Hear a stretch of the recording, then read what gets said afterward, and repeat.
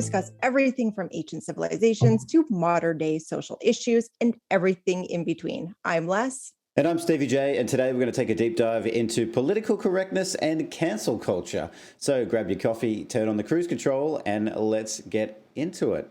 And today we have a very special guest. So welcome, Les, and of course, David, KG. How are you doing, my friend? Good, mate. Good. Great to be with you.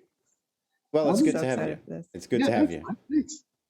And so, cancel culture and political correctness. I mean, you're the guest, my friend. So which one would you like to touch on first? And they do kind of intertwine a little bit. So which one would you like to go with first? Yeah, certainly. I reckon political correctness, because we're talking about, well, what's the definition of political correctness? For example, people get offended by what other people say. And I'm trying to work out, where's it come from? Where's it leading? I mean, to me, I feel like it's a bit of a,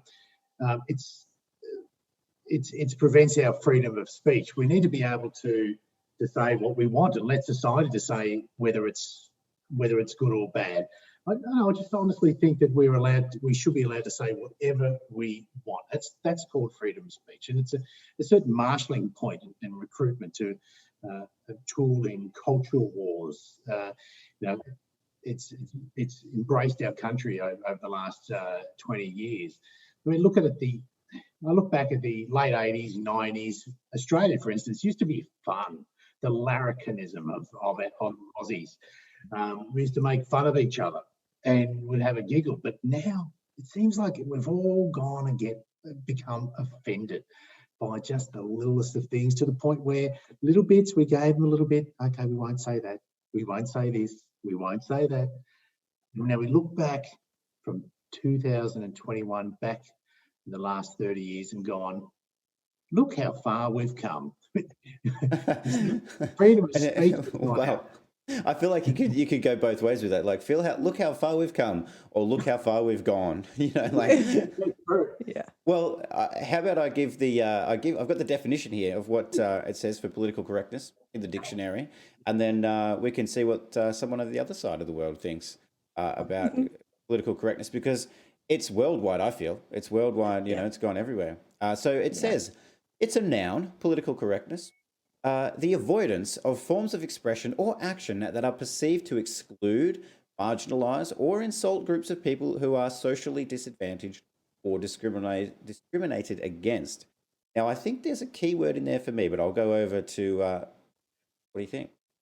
I mean, it's all about the left seem to use it as an inclusive type of language, but in terms of them doing that, they're actually doing anything but. I mean, the freedom of speech gives the person the right to say whatever they feel, and that's what I'm saying. But it also gives other people the right to point out if they're being offensive. I understand that, but freedom of speech doesn't mean your words can't be criticised. I get that.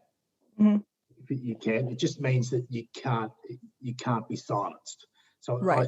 I think we should be allowed to say what we feel and what we say. And look, if parts of the community don't like us as a person, let's talk about the result here is being offended. Now, what's the definition of offence? Offensive, it's kind of feeling resentful, feeling upset about words. Panties all twisted, like that. Mm-hmm. All bunched up. All bunched up. Yeah. But let's look at some of the definitions. We can't call people firemen anymore because we're firefighters. What? We're not allowed to call them firemen anymore? No. Fire person? Fire dude? What is it? It's firefighter. Barman. Bartender. So you're not allowed to say barman or barwoman, but then they're going to say bartender. Forefathers. They're called ancestors. You can't say forefathers. Forebearers. Forebearers. Is that how far it's gone? You can't say blackmail. It's called extortion. Can you say slightly tan male? Like, well, I don't know. To me, that has just gone too far. And two things for me, like, great point on some of those topics. And the word that really stood out for me from that definition was the word where it said an action or expression perceived to exclude, marginalize, whose perception is that? Like, Right. it says perceived to exclude people. So the key is whose perception is that? Because we've all got different perceptions of everything. Like, Right. I mean, I might find it offensive that, you know, I don't know, somebody farts in an elevator. Yeah, that's offensive to me. But does that mean that I then cancel flatulence worldwide? Like, what happens then? It's my perception. Yeah. It's, you know, it's probably a terrible example in, you know, what we're talking about here. But when it comes to everybody's individual perceptions, Mm-hmm. you know, Les, KG, and me, we could all be offended by different things. But like you guys also touched on, we also have the right, and I agree with you, free speech should be allowed. Free speech should be allowed. But that goes in return as well. It goes back. So if somebody, like you said, is being a dick and they go, well, I don't like people with disabilities, I hate people with disabilities, then anyone who hears that has the free speech to turn around and say, you are a dick. And that is not a nice thing to say. That's right. Let society decide. But we talk about things, for example, we have what we used to have here is Coon Cheese. Now, Coon is a derogatory term for an Aboriginal here in Australia. But this Coon Cheese is a very old brand, and it was owned and developed, or it was first produced by a person. I don't know his first name, but let's just call him Mr. Coon, but his last name was indeed Coon. Now, as a result, I looked into this. There was a lawyer, obviously picked lawyer of social justice, and realised there wasn't much work in it, wanted to make a name for himself, and decided to be offended and decided to fight against this perceived offence and injustice, and took it to court to encourage Coon Cheese to change their name. Now, and they did. They followed suit, and they eventually buckled with, they went woke and decided to change. But unfortunately, there's a saying at the moment: "Go woke, go broke," and Coon Cheese is certainly going to go head that way. They changed it to Cheers, and I looked at it just came out just recently after a year or two debate. And I was down at the shopping centre recently. I've noticed on two different supermarkets, there's all these Cheers brand, and there's this other brand that's going off the shelf. They're making great guns, but these the Cheers brand is just stocked up and that isn't moving whatsoever.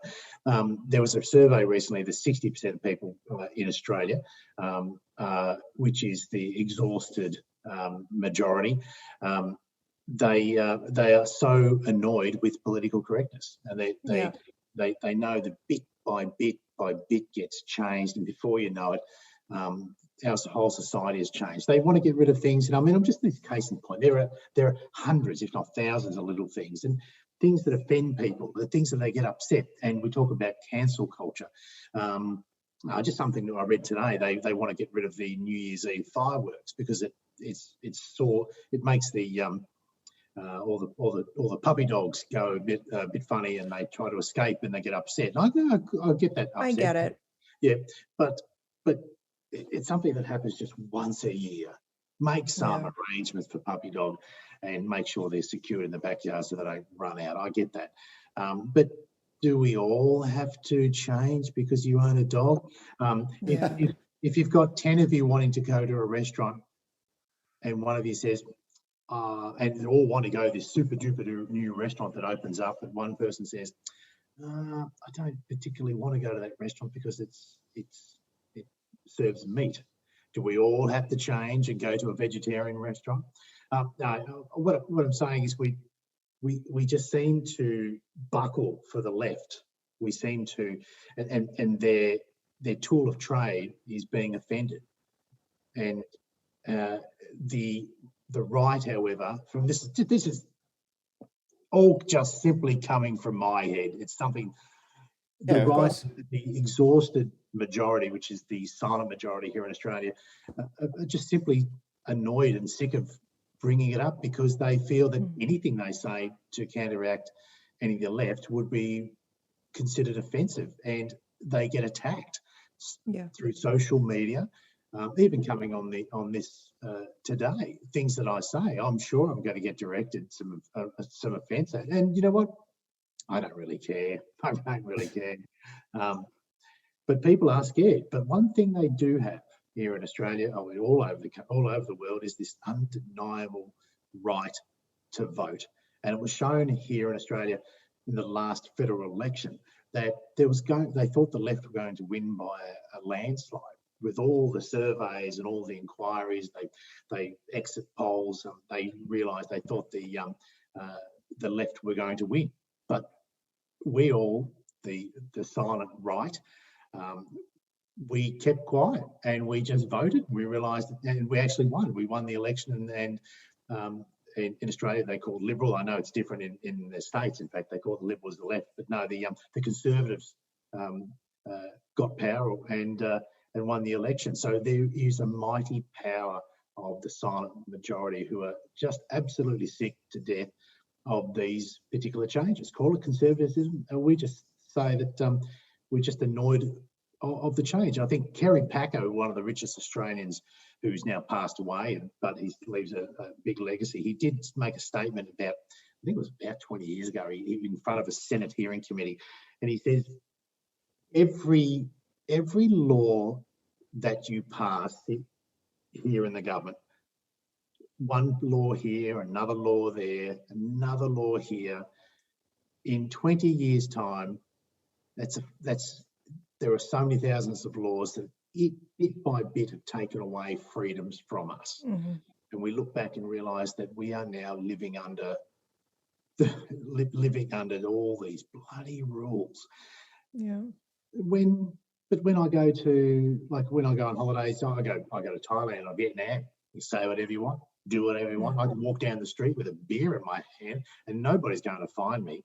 I can hang out the side of a tuk-tuk. If I fall off and kill myself, that's my stupid fault. So there's a bit of self-responsibility, but everyone just seems, and I'll get back on track, I'm sorry, but everyone seems to think that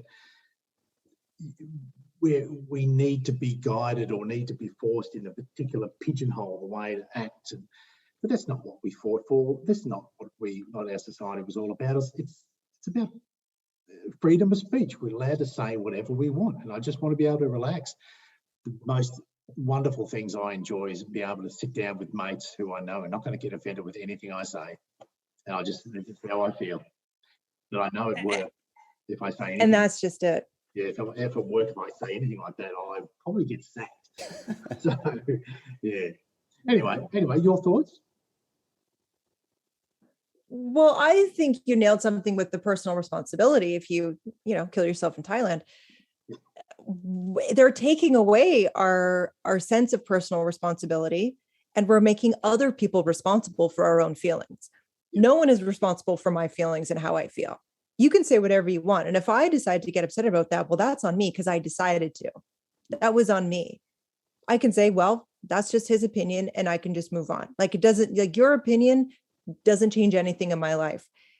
But for a lot of people, I feel like they've just become so lost. They're just, they don't know what to do because everyone's telling them what they can and cannot say, that they just don't know anymore that I'm not responsible for how you feel. Mm-hmm. And that may sound really, really harsh and mean and rude, but it's true. Yeah, I think I am not responsible for other people's feelings. And so when they try political correctness, what they're doing is saying, I don't like what you're saying, so you have to change so I don't. So I don't have to do anything about myself. You have to do all the work. You need to do all the changes. It goes well beyond just political correctness. It goes into, I feel like everyone's just getting numbed out. Like they're numbing out to their own feelings and their own awareness that, wait a minute, I have a choice here. I can get offended or I cannot. And I choose to not because it feels better. Well, I'd much rather have a happy day than be offended by every single thing in person. I'll unpack that. Do you think they actually get offended, or do they say they get offended because they want to feel special and be on? I want to be special and unique, and I want to be heard. But for a group, and we're talking about groups because that's who pushes political correctness is a group, right? Yeah. So it's interesting how they talk about individualism, yet they need to be part of the group, and they need to be, and everybody needs to be part of this group, not just them, you, me, all of us. We all have to agree with them, otherwise we get cancelled. But when you guys just talked about that, it absolutely struck a chord with me because it's like they're searching all the time for validation. Like, if you don't agree with me, then I'm sitting here unvalidated. Like, right. There could be a little hole in my narrative that I want to say, that I want to spiel, that I want to talk, that I want to push. Yeah. If I don't get validated by you right now, there's a little chink in my armor. So I need everyone to agree with me. I need the whole group on board. Otherwise, I'm going to feel a little vulnerable, and I can't handle that because I don't. What I often find as well, and I don't know what you're going to think, but I often find that people just don't have an argument. They actually don't have like a basis for their argument, whatever it might be, to actually have a debate, have a discussion, and find out what's in the middle. My favorite argument is you're stupid. That's my favorite argument. That's that. A lot of people come back with that. They're like, you're stupid. I'm like, well, that didn't change my mind whatsoever. Next, please. Yeah. Yeah. There's a right to be offended. I get that, but I have a right to say something as well. So they're allowed to be offended if they want to. But I don't know. I think that as we've gone away from. I read a book recently about village mentality. We're all part of the village, and we all. The whole premise of the book was we need a war. So as like villages used to do, is just come together and all think and work together as one.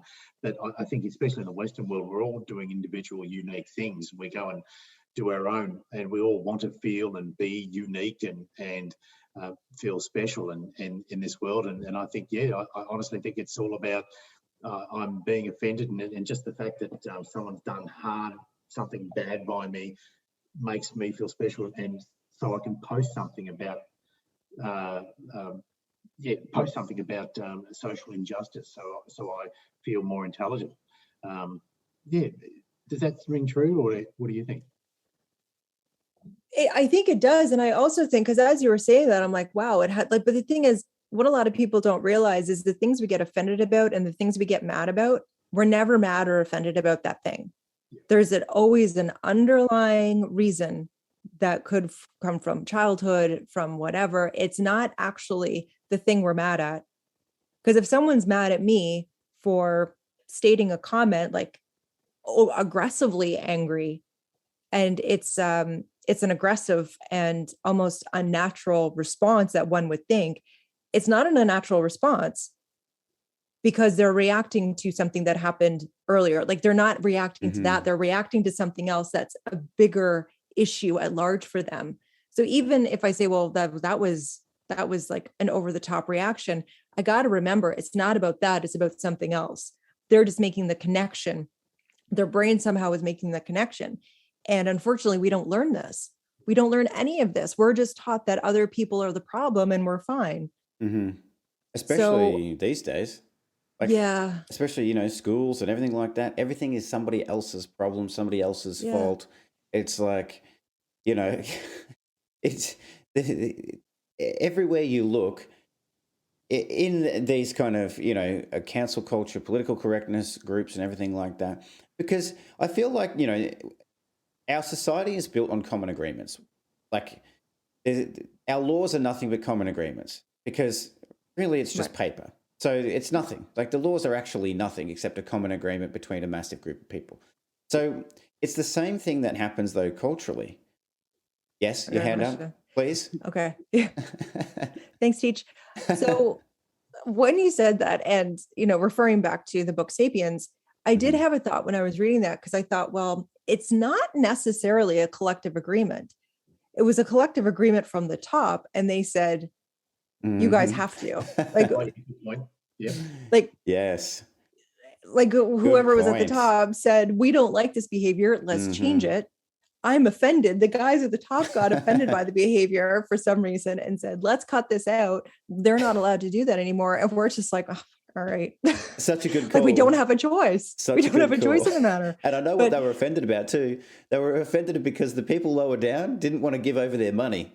And so the people up above got offended and said, well, we've got bigger sticks than you. So here's your common agreement. If you don't do it, we're going to whack you with these sticks. Yeah. So give us your money. Is that, I think politicians play popular politics. With social media, you can gain a massive following and respond to what they think is a majority who think a certain way. And they sometimes bet on the wrong horse. Oh, not to do that. We can't be betting on horses. I'm sorry. Cancel. You're done, mate. Cancel it. It hurts the horses. They don't like to be ridden on. No, but some politicians choose to support changes of the law to stop things from happening because it's popular. And they think it's popular because it's on social media and people. And I do find the left are very, very active. Good on them. They're very loud. They are. We call them the very loud left when there's the silent right or the silent majority that counteract with that. But they do. Politicians seem to respond to who's loudest in the room, and the left, who are feeling offended by these little things, seem to get away with murder. Bit by bit, they chip away. For example, there was a lady who's offended 4 Aboriginals for the name of Melbourne. Melbourne is the name of Melbourne is offensive, and they want to change it to an Aboriginal name, much like many other towns here in Victoria, which is perfectly fine. But she was asked, and this was on a radio segment, she was asked, okay, if we went to a referendum and posed the question that, would you want the name Melbourne changed because you guys are offended, and would you accept that if it came back and said that no, the majority of Melburnians do not want the city changed? And she says, well, if you'd like to still live in a country or a town or a city that has a poor history of treating our Aboriginals, he says, no. Will you accept it? No, well, we'll have that discussion when that happens. No. Will you accept it and drop it? Because the majority of people don't agree with your stance that the name Melbourne is offensive. Look, I think we need to talk about it a bit more. We'll have that discussion. We need to come to the party and realise our history. And it's just, they won't stop. But they are very loud. They're very popular, and they just like to change the way we view on things. Do you recall that, Steve? Yeah, I do. Not very clearly, to be honest. But I mean, the overall topic of that, yes. I mean, it's very prevalent. And I mean, for people who are watching around the world, here in Australia, I mean, I would say 90% of towns, suburbs, cities, like, okay, maybe not the major cities, but like the towns and suburbs, 90% have Indigenous names. Like they have Aboriginal names, and that's cool. Like that's part of our culture too. Like that's part of our culture as a nation, And I like to think of us all as one nation, as in truly, the Indigenous people and the more Western, like the people of English descendants, the jailbirds, because we're all convicts. But I mean, it's to me, and my greatest thing with this, or my biggest bugbear with this, is the division that's been created in, I would say, the last 10 to 15 years between the Indigenous community and the rest of Australia, because we're a very multicultural country. Like we've got, Italians, Irish people, Indian, like Muslim, like every kind of denomination, every race. And that's great. And that's always something that we've celebrated. And I feel like back in the 90s, early 2000s, things were good. And when you celebrated Australia Day, it was about celebrating every Australian, all of those groups of people that I mentioned. Everyone's diverse, but everyone is also Australian. And it's about, hey, let's get together, have a sausage, and have a good time. But that has changed. And I feel like, where this political correctness really bothers me is where it becomes so hypocritical, because the very cause that they're trying to fight for, the very thing that they're trying to espouse, which is inclusiveness, but it's only inclusiveness on their terms, and therefore it becomes divisive. And that is going 100% against the very thing that they say they're trying to achieve, in my opinion. It's becoming undone. And while you're saying that, we talk about Australia Day. I got pretty upset when there's my boy wave an Australian flag, walks past protesters on Australia Day in the city of Melbourne. A nice, lovely sunny day. Everyone's enjoying themselves on the Australia Day march. And then we get abused by these, and they weren't Aboriginals, or they could have been 2%, but they were yelling out, calling us racist because we were waving our flag. And this is my boy of 4 or 5, so asking me, why are they yelling at us? Why are they swearing at us? And I'm thinking, this is unbelievable. But anyway, so what I want to talk about, it's becoming undone because I recall at the Olympics, there was a weightlifter who was transgender. And I think it was a New Zealand weightlifter. Yeah. I don't think he or she, or I think they like to be called as they. And that's fine. I get that. It's fine. But I don't know how it actually gets passed, because obviously we know there's a physical difference. Obviously, physical difference between male and female. Males are stronger than women. You can't deny that fact. So to put them in a predominantly a strength type of sport and somehow win, obviously the ladies who have gone and competed and trained for so many years are up against every thought of male in weightlifting and lose. I reckon you'd be pretty upset. It's starting to unravel that when you're going up, especially with elite sports people, you have to consider that men are stronger than women. That's a fact. So not all of them. I've known some dudes that I could have taken. In general, we are built. In general. I'll say general. So men, if they were, I mean, actually, mind you, yeah, exactly right. I've seen some women who can beat the hell out of some blokes, but when you're up against weightlifting, they can lift more weights because they've got the different structure. How's that fair? How's that fair? And it's not about them. They shouldn't be considered. I'm not saying they should not be calling themselves female. I don't get that. That's not what I'm trying to say. What I am saying is that if you are, you got to see. It's just freedom of speech. I can say what I want. You've got to understand there are some things that you really shouldn't really have access to because you're up against females that are that have trained in their category.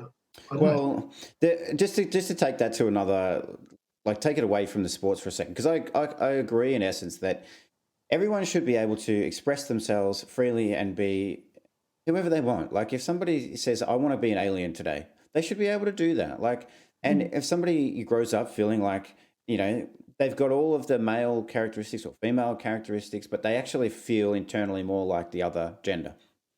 Fine. I got no issue with that either at all.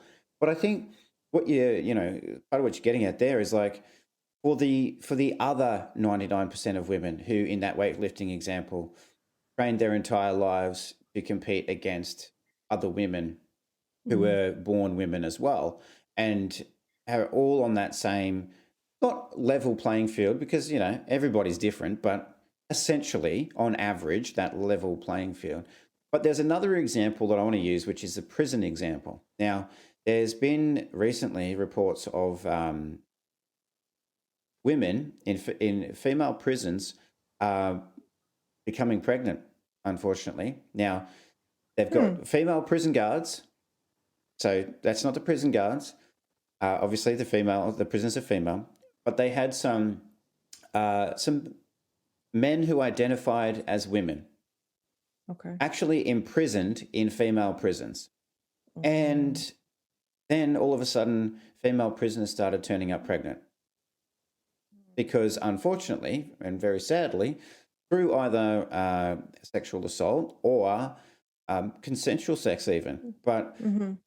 these biological men, I'll say biological men, were being imprisoned in a woman's prison because they said, no, I ticked the box that says I'm a Right. female. And look, I'm not saying it's as easy and as, I guess, a black and white as that, because everybody is different and everybody is individuals. But there are, I guess for me, we've got to break it right back down to when it comes to like things like that, like prison, like elite sports and stuff like that, there has to be some kind of delineation of, okay, we're going to go strip it back to biology. That we're going to just base it on biology because that's the fairest way that we can do it. Because I know Joe Rogan has talked about as well. We might talk about Joe Rogan and cancel culture. Yeah, we'll get into him. But he has come out against transgender UFC fighters, as in male UFC fighters. Now we're talking about a sport where people really genuinely get hurt, really get hurt. Now, to Les's point before, because I totally agree, like some women could absolutely kick my ass. Now, Ronda Rousey, I have seen her fight, and I'm going to stand no chance against her. She'll probably have me tapping out in about 3 seconds. Beat me up anytime. Well, but that being said, so like you put, Joe Rogan himself is a UFC fighter, right? So, and he's a big guy. So you put somebody of Joe Rogan's stature and fighting ability in the ring with a Ronda Rousey, well, she's going to put up a fight, of course, but in the end, he's got all the same skill as her. Like skill level, they're probably the same, but he does have that additional strength through biology. And so Joe Rogan's against trans people, specifically men who have transitioned to being women, fighting in the UFC against other women, because he says quite literally it's deadly, because it's just there's no comparison. So Right. So what do you think about, and I'll move on from that one. What do you think about, for example, at the moment, I was speaking to one of our mates, Steve, who was applying to become a firefighter, not a fireman, firefighter. And someone said to him, "Did you tick the box that you were transgender? If you were Aboriginal, Torres Strait Islander, or anything else?" He goes, "No." He said, "We don't have a hope because they're trying to employ and they want to have 50% women, 50% men, and going for that equality. So they're encouraging equality, but doing everything but to get there." So what do you think about that type of? Well, I think we've failed in this podcast right now because we don't have a correct level of representation. So, yeah, but I'm very offended. But I might pass the mic over to Les and get your thoughts on this because, it's an interesting. Well, it's very funny that you actually mentioned that because I had that conversation yesterday. I had the cable guy or the internet guy, and I don't know how we got on this topic. I have no idea how we got down this road, but it happened that he said he went for he applied for another job and he just ticked all the boxes because he's like, why is like sexual preference like anyone's business? I'm like, well, it's not. He's like, well, then why are they asking? I said, last time I was in HR, because that's what I used to do in an old life. Like I could never ask that question in HR. You legally can't ask that question. And he said, so yeah, he's like, I checked it. He's like, are you bisexual? Damn right I am. He's like, the only thing I couldn't do was like, what's your race? He's like, it's the only thing I could not get, I can't lie about that. He's like, I know damn well that if I didn't check any of those boxes, I wasn't going to get the job. Yes, exactly. And we're finding a lot of people, and I know several of them have checked boxes that they're Aboriginal or have a percentage of Aboriginal. And look, a lot of people can't tell. And of course, right. There are particular types of Aboriginals who, there are some Aboriginals who really certainly do need assistance. We get that. But there are some people who are just ticking the box for the hell of it and getting the advantages that are offered to them. Right. but this whole idea, for instance, our Defence Force, Army, have only there was about 12 months for about a couple of years ago, 12 months where they only employed or recruited females into the army to balance it out. But they realised that they weren't getting enough females, and they said, okay, we're going to open the doors back up. So the 12 months didn't work, and they're still nowhere near their targets. Women jumped up and down about because they were offended that they weren't allowed to be on the front line in defence or in army. But when the gates were open to allow women to do infantry work, I think there was 1 year, I think there was only like, and I remember somebody told me the figure, something like 16. We only have a small army, but there was something like 16 females in that 6 months of that year. And I was full time at that time, and that actually who wanted to actually become a grunt.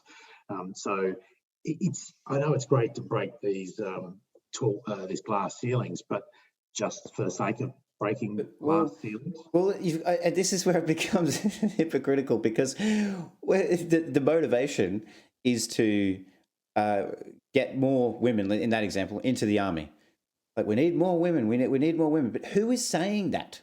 Is it actually women? Because clearly not. Clearly not. Clearly not. They don't want to be on the front line. They don't want to join the army. Like, getting back to it, it's the popular politics that are playing in social media that talk about equality, and governments responding to the trendy narrative of allowing getting more women into the workforce. At the risk of this seeming overly biased, because KG and I have both been in the army, and KG still is, but I need to ask Les this: being the only female, and as far as I'm aware, not being in the army ever, have you ever felt like joining the army and going to the front line?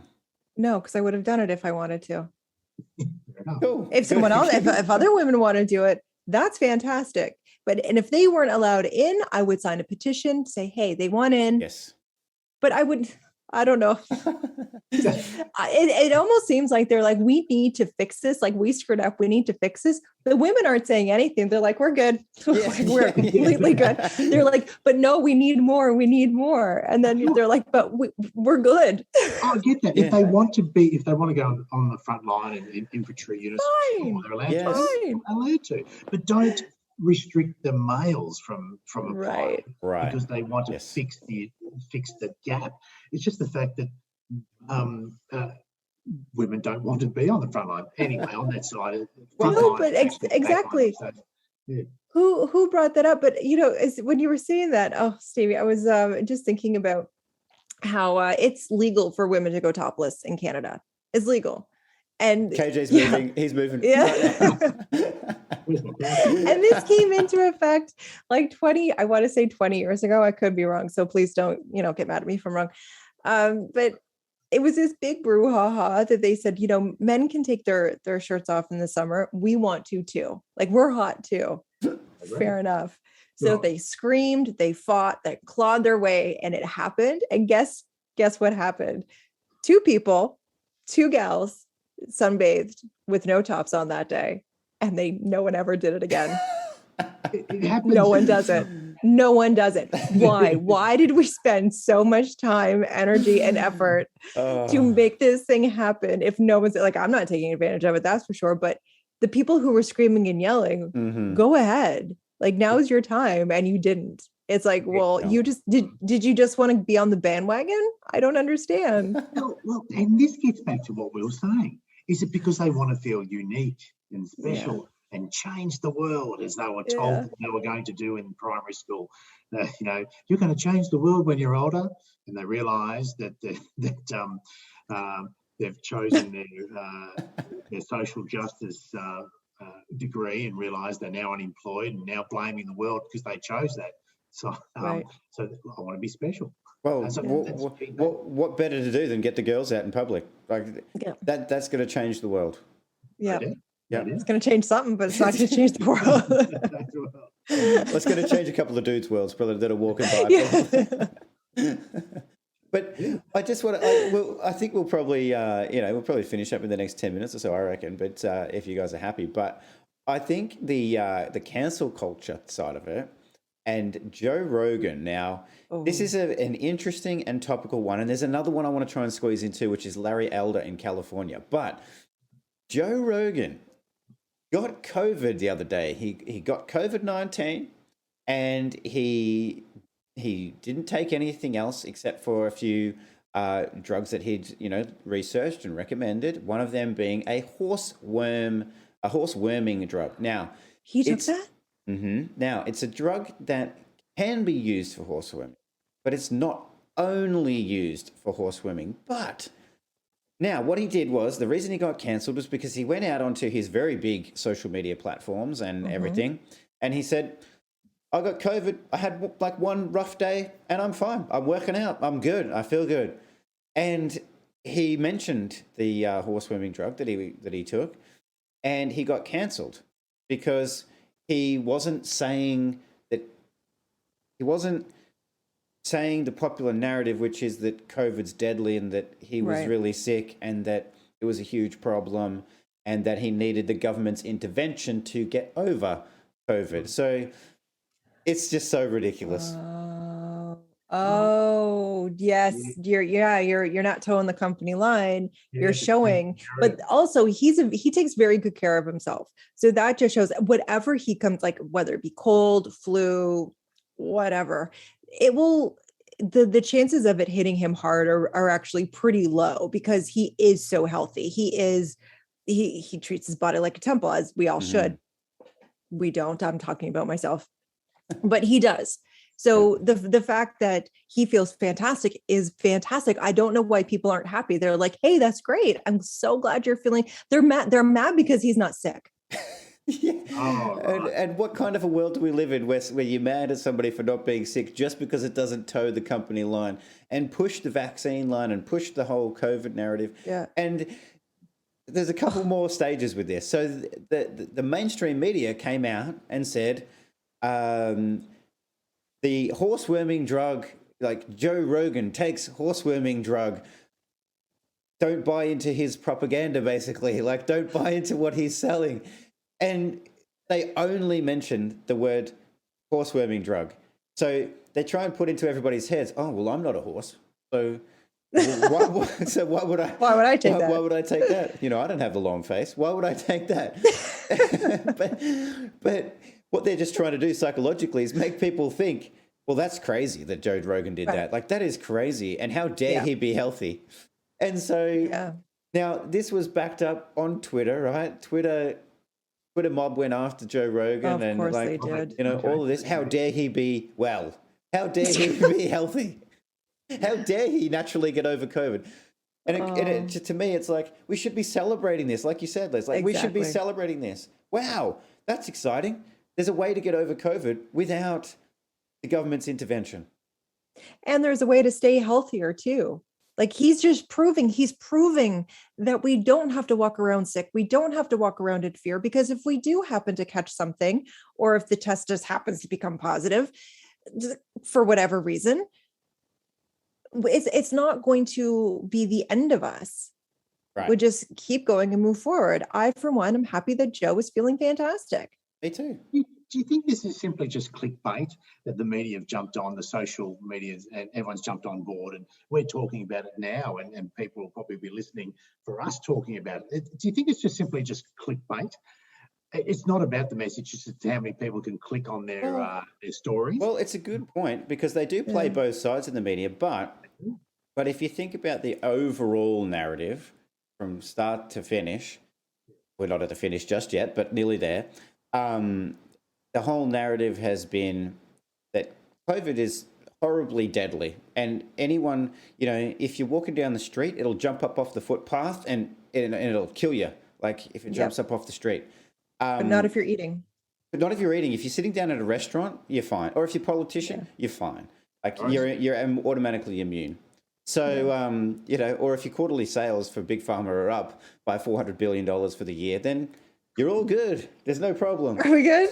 We're good. But if you say anything against the farmers, are saying anything against the narrative, you're saying you get cancelled by social media. Yeah. And the thing is with Joe Rogan, he's got, if you put all of his platforms together, he's probably got 15 million followers. So you really can't silence him altogether. You know, if they were to ban his podcast, ban his channel, ban his everything, there would be a huge uproar.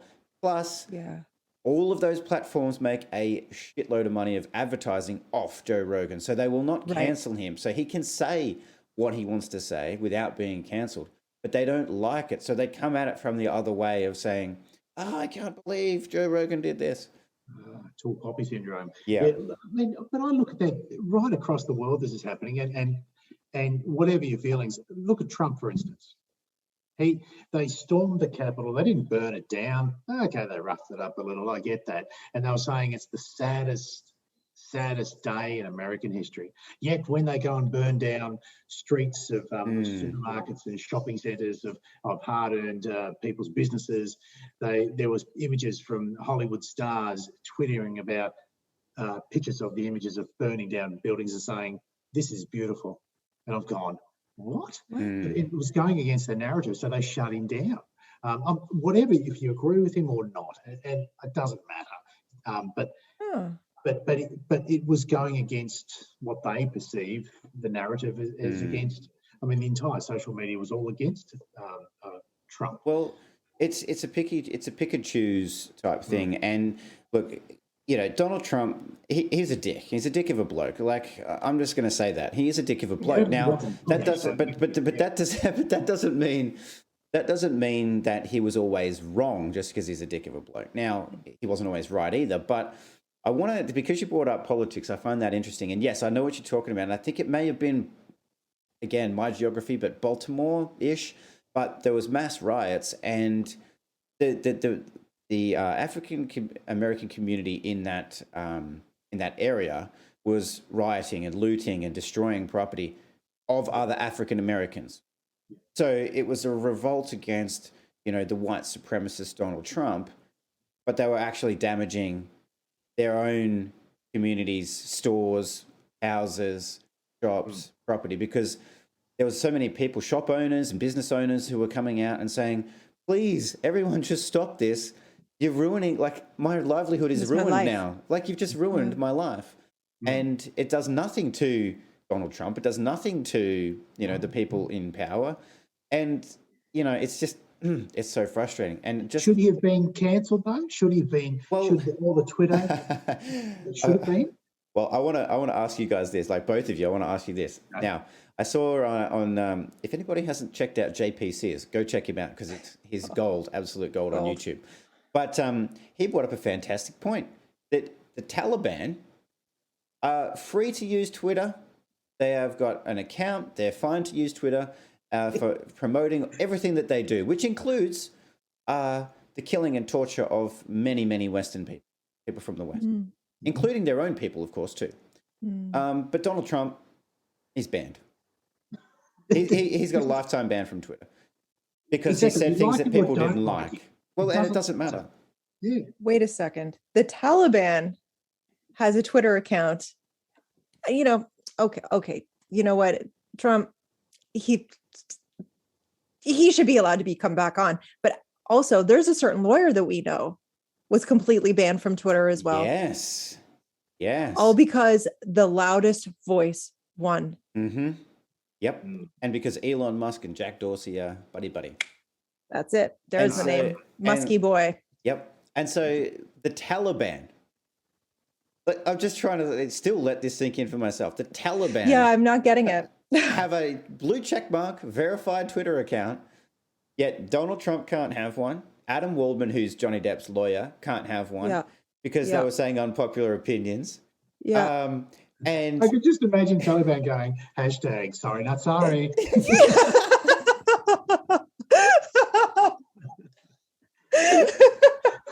I just imagine. It'd be absolutely brilliant. Trending. Trending. Oh, it's so ridiculous. Like, but the thing is, like, why can't people see how ridiculous that is?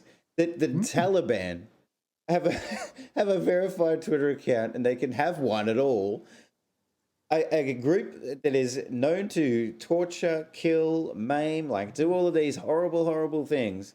They're allowed to have one, but like Johnny Depp's lawyer Yeah. Yeah. Not He's allowed. just defending Johnny Depp. That's all he's doing. That's right. I didn't know that was the biggest crime of all. Holy moly. Well, it's he's basically the Taliban, isn't he? Like, Oh, he's got to be. Who knew? Who knew? He's in disguise. He played that card well. although I hang never on, suspected. if he was part of the Taliban, he'd probably still have his Twitter account. He wouldn't have. That's true. That's true. That's what he's been doing wrong all these years. Holy crap. And the thing is, if I think back on the things that I've been attacked for, we've been attacked for over on Twitter, it's like, well, don't you people have better things to worry about? Like maybe, I don't know, the Taliban having a Twitter account. Don't worry about my Twitter account. Yeah. Like, don't worry about me. Yeah. Like, pick and choose your battles. And I think people are, I don't know. Well, I'm shocked. I'm shocked and appalled. I'm really, really blinky right now because yep. I got nothing to say. Well, I hear you, and it's it's funny because I mean, and this is I'm just looping back to money real quick because I mentioned before Joe Rogan and his platforms, and they make money off the advertising. Well, how many Muslims are there in the world? 1.6 billion, roughly. Yep. And so, how many followers does that Taliban account probably have? Many, many, many, many, many, many. And how many ads get attached to that following? Many, many, many, many, many, many. So there would be a whole lot of money they're making, as in Twitter. The Taliban have got a little bank account, and obviously a bit of a check sent to every. You reckon?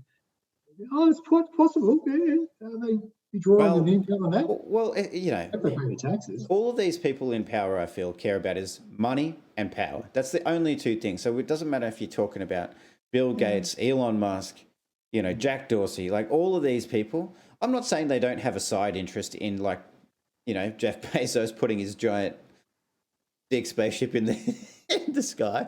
That's a side project. But really, It looked like a penis, didn't it? It did. It did. Yeah. And did you hear what he said afterwards when he landed? I would like to thank all the Amazon workers and all the Amazon customers. You made this happen. I was like, fuck you. Oh, no. And they're like, I couldn't afford dinner this week. Thanks, Jeff. Thanks, Jeff. Exactly. Yeah. Yeah. Yeah. He really put, that symbol of himself in the sky, didn't he? Like, yes, exactly. He's like, this is me. Yeah. It's me. And everyone's like, yeah, we know. We know. Yeah. We're aware.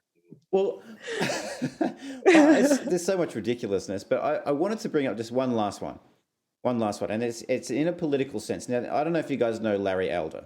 Larry Elder is an African American guy. He's outspoken. He's a conservative, and he's been long against cancel culture. Now, he's actually running for office in California to be the governor of California, the first African American ever to be governor of California.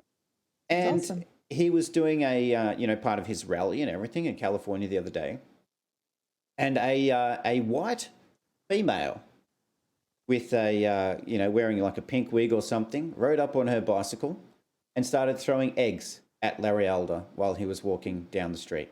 Why? Why was she assaulting him? Because he's a racist. So a white woman He's throwing the eggs racist at an African-American man because he's running for governor and because he's conservative. And so, in the US, Republican, he's racist. So she was therefore entitled to throw eggs at him. She was entitled to assault a person. Mm-hmm. And this is where we've gone wrong. So you can be mad at me all you want. You can be mad at me because you know what? You being mad at me does not affect me whatsoever at all. I could just turn you off. It's easy. Mm-hmm. But when you come and assault someone because you feel entitled to, this is my problem.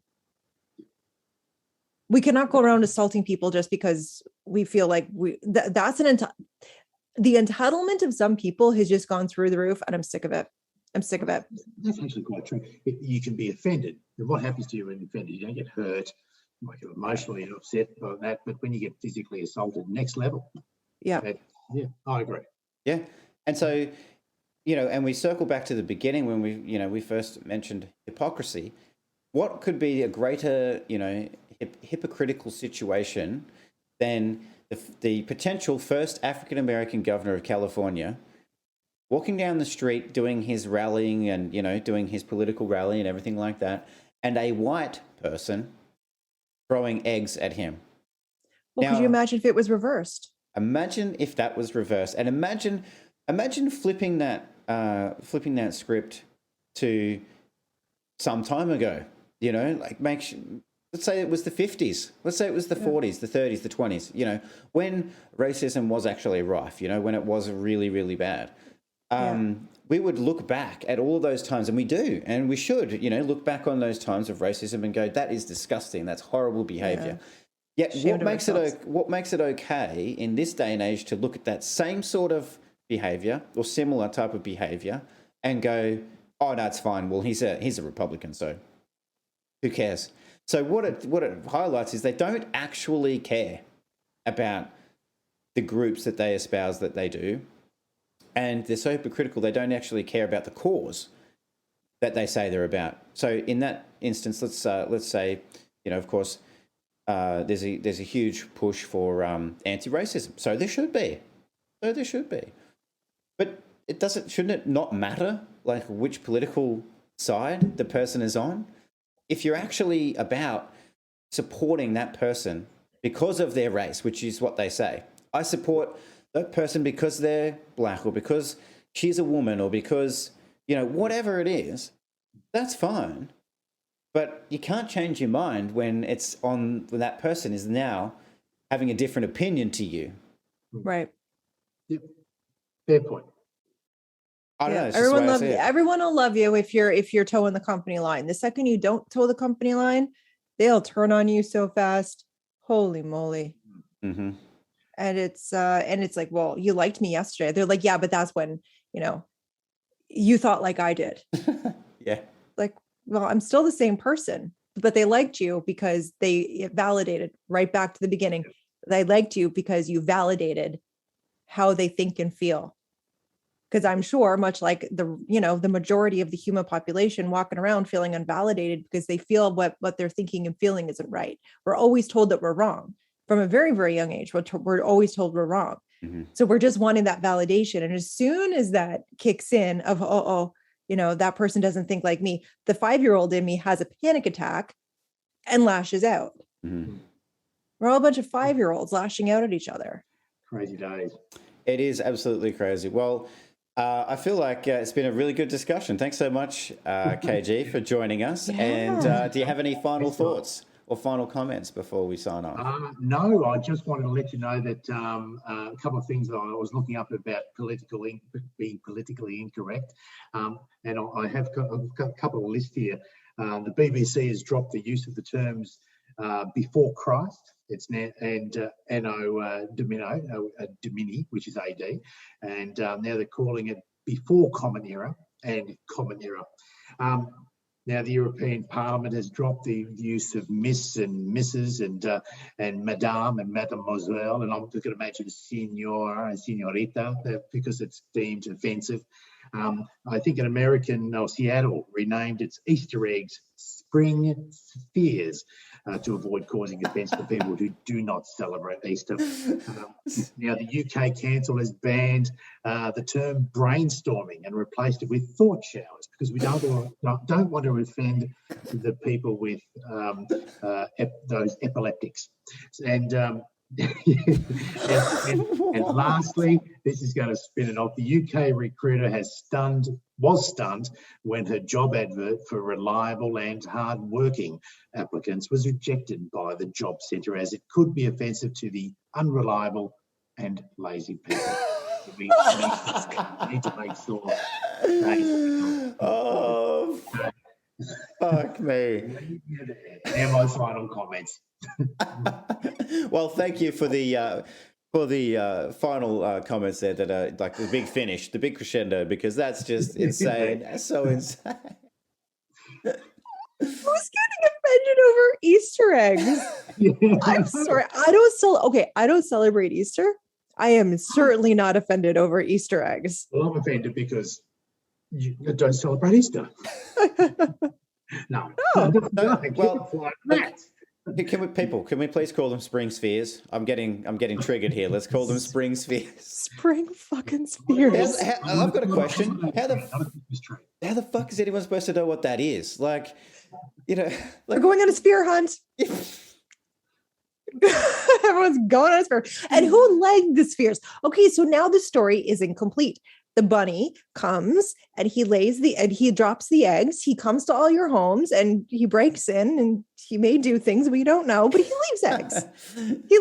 So now who's delivering the spheres? Like, what's the story that goes behind the spheres now? Because now you got to change the narrative. Now you got to change everything. What are you going to do? Burn the books that said Happy Easter before? Well, like, look, I'm offended by the whole thing because the bunny never wore pants, whenever I saw him. Well, because that's the questionable thing. What's he doing in your homeland at night? That's the questionable thing. He's not just there to steal your cutlery. He's got no job. That's right. And speaking of Christmas, I know I read something that they were training a whole heap of Santa Claus or Father Christmases, whatever they want to call them, and he was banned on saying ho, ho, ho, ho. Because working women or men, and holiday trees as opposed to Christmas trees. So there was a couple of other ones for Christmas. I mean, I know at my primary school, my children's primary school, they don't celebrate Christmas. They don't talk about Christmas. They just talk about the holidays or happy holidays. They don't. I mean, they'll mention it, but they don't do any activities or anything about it, which is kind of sad. I remember enjoying Christmas. Making decorations and doing all that stuff. But like we celebrate Indian Diwali, so which there's a lot of and Chinese New Year. We celebrate that with gusto, but when it comes to this, they've eliminated. I love celebrating Chinese New Year. I love celebrating Diwali and Diwali. I keep saying that wrong with the Indian, and because the majority of the kids there are those type they come from those countries. So it's great, but don't ban us. Don't ban what we're here or what our country is all about. I don't know. Yeah, it's cancel culture. It might offend someone. It is, and I've been, for whatever reason, this person I used to work with, like she thought I was Jewish for some reason, and I never corrected her because I really don't care what she thinks.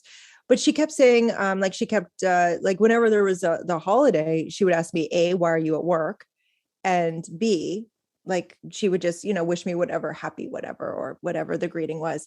And I never once got offended. I'm like, well, if that's, I'm not going to correct her because I felt awkward about it for whatever reason. But I've had that happen before where people they would automatically, instead of saying, well, Merry Christmas or Happy New Year, or whatever it was, they would say their greeting. Mm-hmm. I'm like, yeah, back at you. Yeah. Well, that's because fine. They greeted you. You know what? They acknowledged you. They greeted you. They acknowledged that you were a human being standing in front of them. And you know what? To me, at this point and stage of my life, that's all that matters. Yeah, true. You acknowledged me as a human. Yep. Thank you. Yeah, exactly. And if I get a little cultured while you do it, even better. Exactly. And the other thing too is like perfect example of that is like body language says a whole lot, doesn't it? So like, if somebody's coming up to you with a positive vibe and they say Happy Hanukkah, it's like, okay, cool, yeah, cool, Happy Hanukkah, like whatever. Like I don't know what that is, but I'm loving the vibe. Like let's party.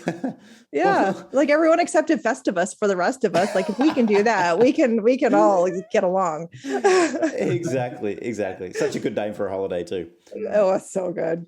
Well, thanks for the last thoughts there, KG. I think that was a pretty good way to finish, and appreciate it. And I mean, everyone who's watching, I hope you enjoyed the episode. Les, anything from you? Any final words? No, I'm still in shock and appall of a lot of the things that we discussed. Thank you so much, KG, for coming on. I can't wait to do this again. Pleasure.